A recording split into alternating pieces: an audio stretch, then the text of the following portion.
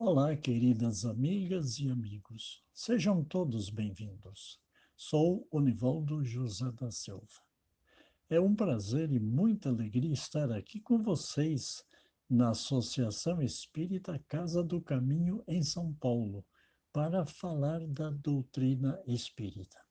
Sejam bem-vindos também todos aqueles que estão acompanhando pela internet. Antes de iniciar a nossa exposição, vamos começar com uma prece, rogando a proteção divina. Aqui e agora reunidos, agradecemos a Deus pela bênção da vida. Vamos abrir nossos corações, tranquilizar nossos pensamentos, para compreendermos os ensinamentos trazidos pela doutrina dos Espíritos. Agradecemos também aos bons amigos espirituais, sempre presentes em nome de Jesus, para que nos envolvam em vibrações de luz, inspirando-nos bondosamente e amorosamente para conquistarmos mais valores morais que tanto precisamos. Que assim seja. O tema de hoje é o humano e o divino. Está no livro Em Torno do Mestre, capítulo 27, de autoria Pedro de Camargo. Vamos lembrar que no movimento religioso, dualismo é um princípio comum a diversas religiões e seitas. Princípio que professa, ou seja, que admite a coexistência irredutível do corpo e do espírito, do bem e do mal. O dicionário Wise cita que na filosofia o pensamento de René Descartes, nasceu em 1596, desencarnou em 1650, é uma perspectiva segundo a qual o pensamento, que é atributo do espírito, e matéria, ou seja, pensamento e matéria, são substâncias independentes e incompatíveis. Lembrando, pensamento é atributo do espírito e matéria é o que constitui o corpo físico.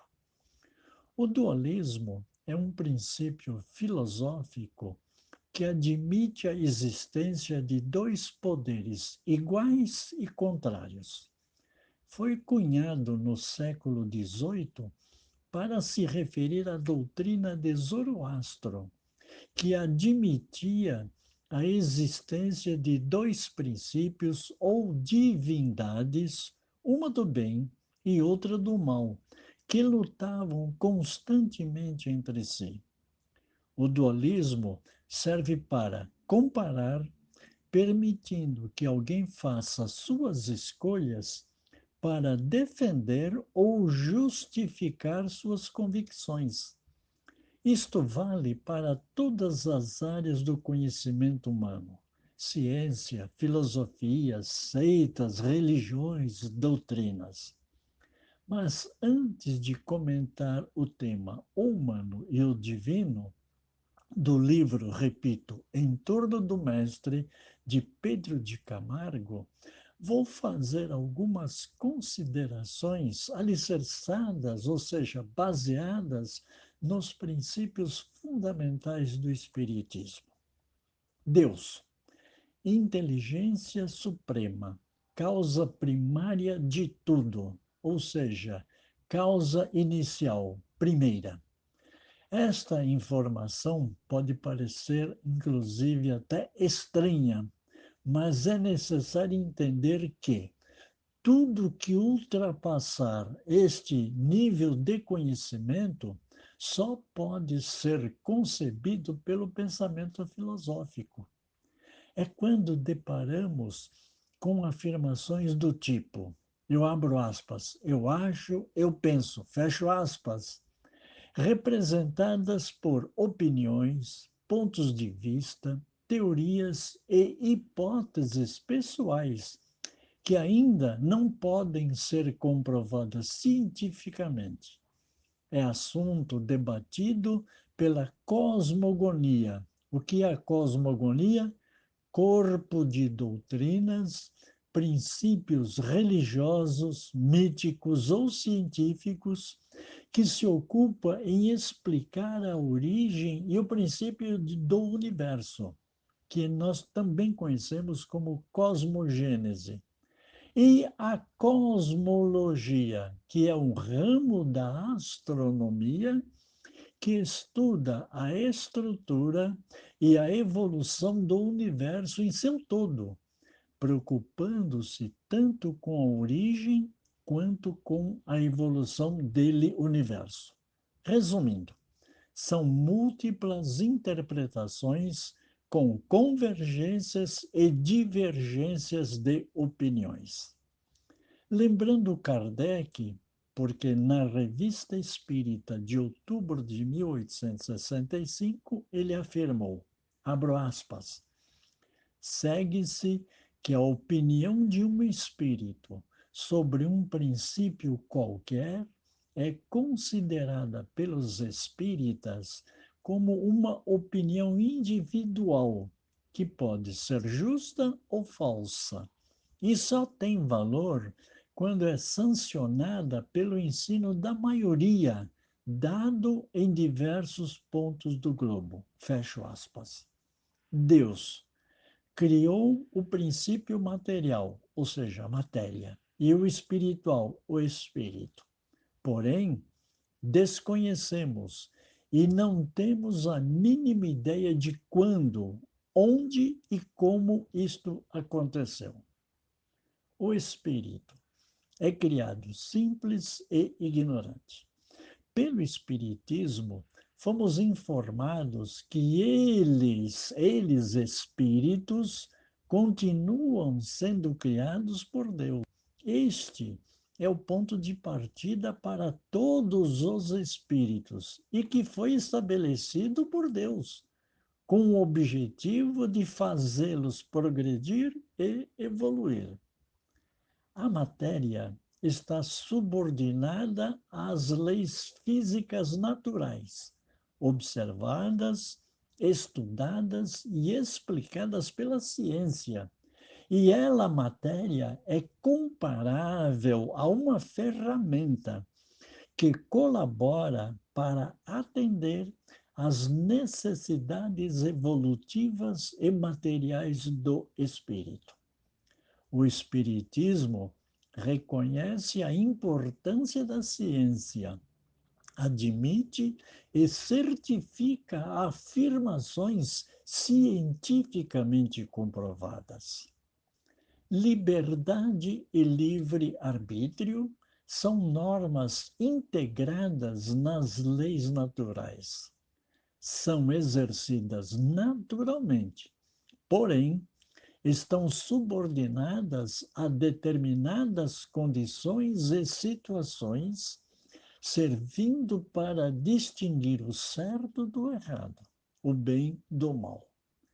A autoflagelação do corpo físico contraria a lei divina. O espírito é usuário temporal do corpo, mas não é seu proprietário. Logo, qualquer ação que violente o corpo físico é condenável por Deus e também pela lei humana. A influência da matéria no espírito é variável, mas muito forte nos espíritos inferiores. Esta influência só diminuirá à medida que o espírito atingir as escalas superiores da evolução intelecto-moral, conforme detalhada na escala espírita do Livro dos Espíritos, item 100. As curas realizadas por Jesus não foram e não são milagrosas. Em A Gênese, capítulo 13, item 2, Kardec escreveu, abro aspas, os séculos da ignorância foram fecundos em milagres porque tudo aquilo cuja causa era desconhecida passava por milagroso. Na medida em que a ciência revelou novas leis, o círculo do maravilhoso se restringiu. Fecho aspas. Para entender as curas de Jesus, veja o capítulo 15 em A Gênese. Aspectos humano e divino são debatidos pelas religiões e elas foram criadas pelo homem. Logo, são os homens que explicam e justificam suas interpretações, afirmando o que é divino e o que é humano. Herculano Pires, no livro A Agonia das Religiões, escreveu, abro aspas, as religiões se dividem em duas categorias, as reveladas ou naturais e as inventadas ou artificiais. A religião natural é a que surge espontaneamente entre os povos primitivos ou civilizados, a partir do ensino de um mestre. As religiões artificiais são criadas no meio civilizado em momentos de crise religiosa. Fecho aspas para estas palavras do Herculano. E o próprio Herculano também destaca seu pensamento enquanto espírita e cristão no livro Revisão do Cristianismo. A Igreja absorveu e transformou o cristianismo em catolicismo. Nesta obra, Revisão do Cristianismo, Herculano Pires é categórico. Abro aspas para as palavras dele. Há um abismo entre o Cristo e o cristianismo, tão grande quanto o abismo existente entre Jesus de Nazaré, filho de José e Maria, nascido em Nazaré, na Galileia, e Jesus Cristo, nascido da constelação da Virgem, na cidade do rei Davi, em Belém da Judéia, segundo o mito hebraico do Messias.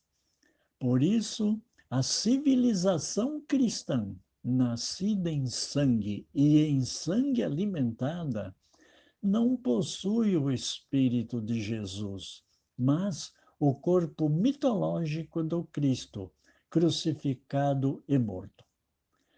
Meus amigos, muito se escreveu e ainda se escreverá sobre este tema complexo, religião.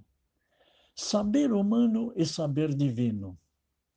Atribui-se a Heráclito de Éfeso, que nasceu em 1540 e desencarnou em 475 a.C., portanto, 500 anos antes da vinda de Jesus ao planeta, foi Heráclito um filósofo pré-socrático.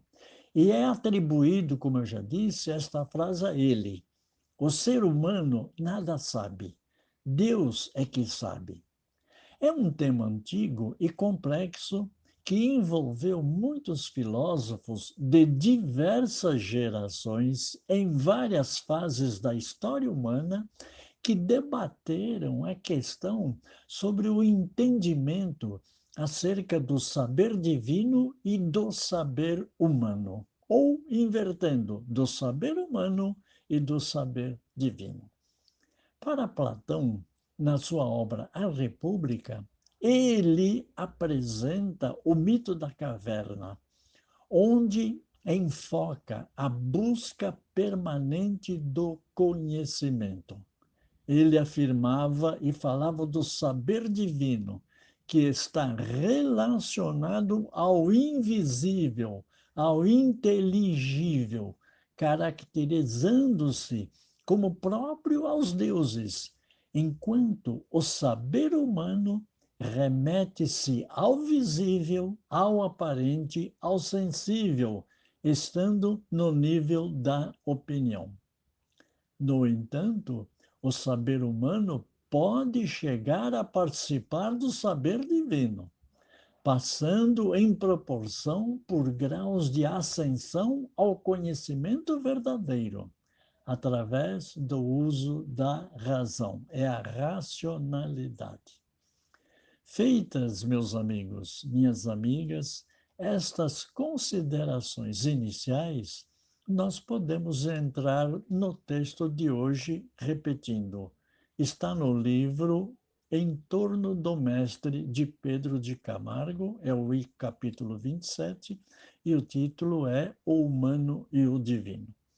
Pedro de Camargo coloca, abro aspas, as religiões pretendem estabelecer uma linha de separação entre aquilo que se convencionou denominar humano e aquilo que se conhece como divino.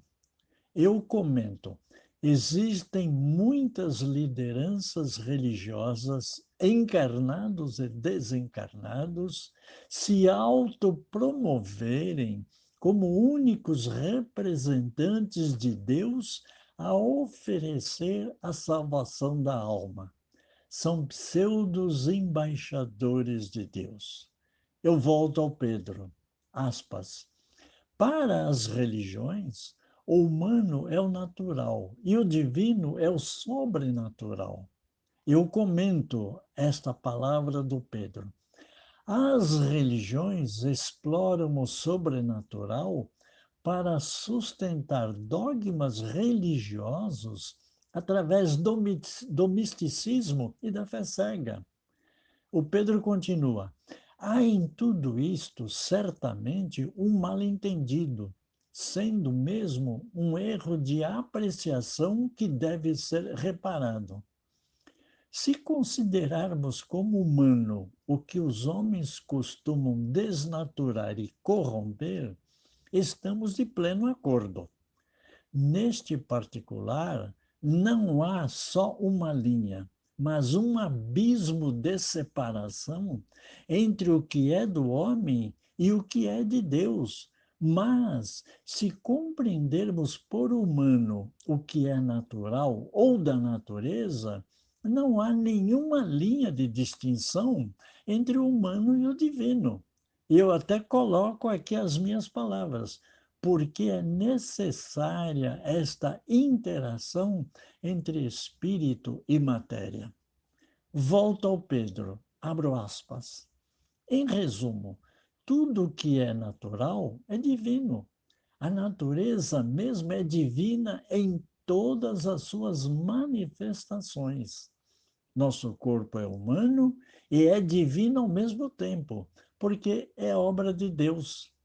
Nada há no universo infinito que não proceda do Supremo Arquiteto. Logo, tudo é divino. Deus criou espírito e matéria, conforme dito anteriormente.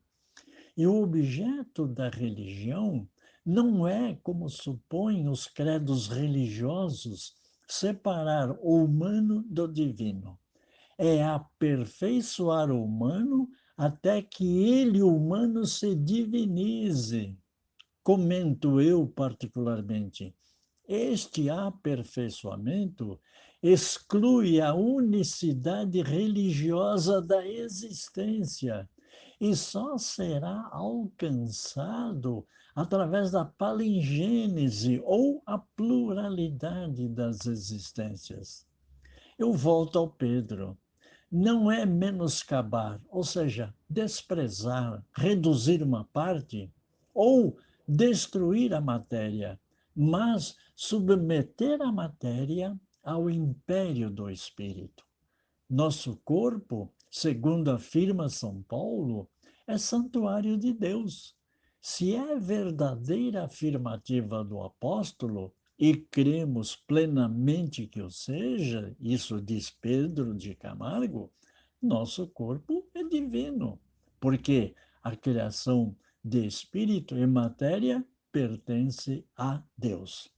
Portanto, desprezá-lo ou sujeitá-lo, o que? O corpo físico, propositadamente, as sevícias, que são maus tratos, e mortificações, que são castigos físicos, não é virtude. É antes um delito, ou seja, é crime. Não é agradável a Deus porque contraria a lei de conservação. Volto ao Pedro. O converso de Damasco, ele está falando de Paulo de Tarso, disse: quem destruir o santuário divino, Deus o destruirá. Esta frase é forte, mas sempre lembrando que, pela bondade divina, ele não destruirá a sua criação. E a lei será aplicada para quem a infringe, não através da destruição, mas através do conhecimento. Ou seja, aquele que desrespeita a lei divina não será destruído, mas será como Paulo também convertido. E Paulo disse isto em alusão, ou seja, referindo-se ao corpo humano. Ele diz: Jesus, o divino entre os divinos, não menosprezou, ou seja, não desprezou o corpo. Ele é o Verbo que se fez carne e habitou o homem. Jamais aconselhou o abandono do corpo aos males que o danificam. Aqui ele fala de Jesus. E logo aqui entra que a autoflagelação corporal é um crime e lesa natureza. Vamos ao livro dos Espíritos, na questão 727, onde Kardec pergunta: se não devemos criar para nós sofrimentos, eu coloco entre aspas, sofrimentos corporais voluntários, que não são de nenhuma utilidade para os outros, devemos, no entanto, preservar-nos do que prevemos ou do que nos ameaçam? E os amigos espirituais responderam: o instinto de conservação foi dado a todos os seres contra os perigos e os sofrimentos. Fustigai o vosso espírito e não o vosso corpo. Mortificai vosso orgulho. Sufocai o vosso egoísmo, que se assemelha a uma serpente a vos devorar o coração, e fareis mais pelo vosso adiantamento do que por meio de rigores que não mais pertencem a este século. Volto ao Pedro. Os leprosos, hoje chamados de Hansenianos, cobertos de chagas pútridas, ou seja, apodrecidas, não causavam repugnância ao enviado celeste. Sobre essas pústulas, tumor de pele, que na verdade é o que se chama de pústula, asquerosa, ou seja, repugnante, nojenta, o Cristo de Deus impunha suas mãos e a sarava prontamente. Vamos lembrar aqui, não se trata de cura milagrosa, porque Jesus não pode alterar a lei natural. A pureza vencia as impurezas, mostrando na carne a obra que devia também ser feita no espírito. Nem mesmo a matéria em decomposição inspirava asco, ou seja, nojo, ao Filho de Deus. O alto escopo, ou seja, o alto objetivo do espírito, não é desprezar nem mortificar, ou seja, castigar, muito menos nem odiar a carne, é simplesmente ela, sujeitando ao seu governo e direção, sempre lembrando que a supremacia pela vontade do espírito supera a matéria do corpo carnal. Volto ao Pedro. O sobrenatural é o absurdo. É o absurdo é dos homens, embora as religiões pretendam que seja de Deus. Com Deus está a verdade, a luz, a ordem, a natureza em sua plenitude excelsa e deslumbrante. Eu abro um parênteses aqui para fazer esta colocação na afirmação de Pedro. Repetindo o que foi dito acima, as religiões exploram o sobrenatural para sustentar dogmas religiosos através do misticismo e da fé cega. Volto ao Pedro. Se o homem obedecesse à natureza, estaria sempre com Deus. O espírito também é da natureza. As leis que lhe presidem o destino são naturais, como as que governam a mecânica celeste no giro dos planetas, como as que determinam a germinação da semente ou a coloração das flores. A natureza abrange tudo, nada havendo fora da influência e da regência de suas leis. Há fenômenos insólitos, ou seja, raros, preternaturais, significa fora do natural, mas sobrenaturais nunca houve e nem haverá. Existem fenômenos raros fora do natural, porque são desconhecidos, mas não são sobrenaturais. Volto ao Pedro. A própria luta do espírito com a carne é um fenômeno da natureza. O homem, eu abro aspas aqui, como espírito, sente que deve vencer a matéria. A dignidade própria lhe diz intimamente que ele só poderá ser grande se triunfar sobre a matéria e seus desejos. Eu faço uma colocação em cima desta frase. Vai depender apenas da própria vontade do espírito. Volto ao Pedro. O homem tem consciência que o senso da vida repousa nessa porfia, ou seja, nessa disputa, e na consequente vitória que ele, homem, deve alcançar. E tudo isto é divino, porque foi concebido por Deus. Faz parte do seu programa de educação destinado à redenção de seus filhos. Nós somos filhos de Deus, que são os filhos da humanidade. Não desprezemos, pois, coisa alguma. Amemos o que é puro e até o que é impuro, lembrando que o amor tudo purifica. Volto às palavras do Pedro.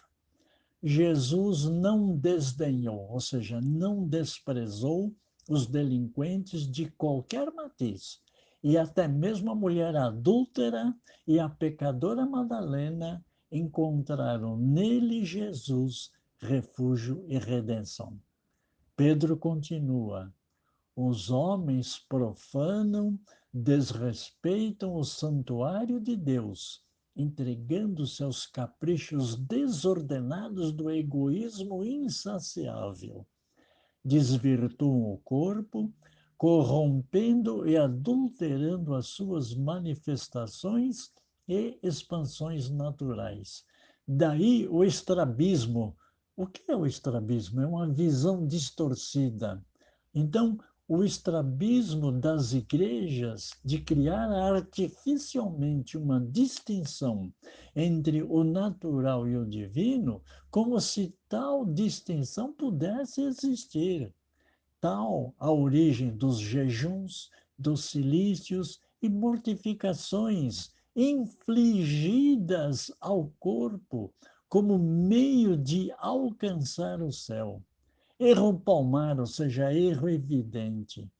O céu, alcançar a perfeição, é dos mais fortes e não dos fracos que fogem à luta.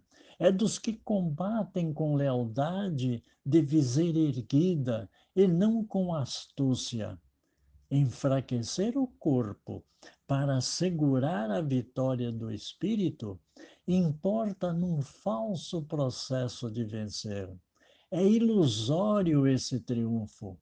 O espírito, em verdade, não venceu o inimigo, ou seja, mortificações, iludiu-o apenas. Não se abrem as portas dos tabernáculos, ou seja, lugares considerados sagrados, lugares eternos, com gazua, que seja depredação, porque Jesus prometeu a Pedro, seu discípulo, como aliás aos demais apóstolos, as chaves e não as gazuas do reino do céu. O caminho de evolução é um só, alegorizado, ou seja, uma alegoria representada naquela porta estreita e estrada apertada de que nos fala o Evangelho. Não procuremos, portanto, o marco, ou seja, o limite que divide o humano do divino, porque tal marco é uma ilusão. Divinizemos o humano, espírito e corpo criado por Deus, para que tal conseguíssemos é que o Verbo divino se humanizou. Jesus encarnou na Terra para cumprir missão planetária. Por isso, a doutrina considera-o guia e modelo para a humanidade. Dito essas palavras aqui, e muito antes do nosso encerramento, deixo bem claro que esse texto, o item 27 do livro Em Torno do Mestre, deve ser lido com bastante atenção para entender a posição doutrinária e, é claro, verdadeira do nosso querido Pedro de Camargo, que eu, durante a exposição, citava. Pedro, Pedro, eu me referia a Pedro de Camargo. Diferente do Pedro, discípulo de Jesus, que recebeu toda a atenção que todos os seus discípulos mereciam. Nós vamos agora para a nossa prece de encerramento, agradecendo a todos pelo carinho e pela atenção. Ao encerrarmos o trabalho deste dia, mais uma vez, vamos elevar os nossos pensamentos a Deus para agradecer estes ensinamentos que recebemos. Rogamos que as vibrações emanadas desta reunião possam envolver amorosamente todas as pessoas, onde quer que elas estejam, levando sempre, em nome de Jesus, a fé, a esperança e a paz. Agradecemos também aos amigos espirituais próximos ou distantes pela assistência que deles recebemos. Muita paz para todos, que assim seja, e graças a Deus.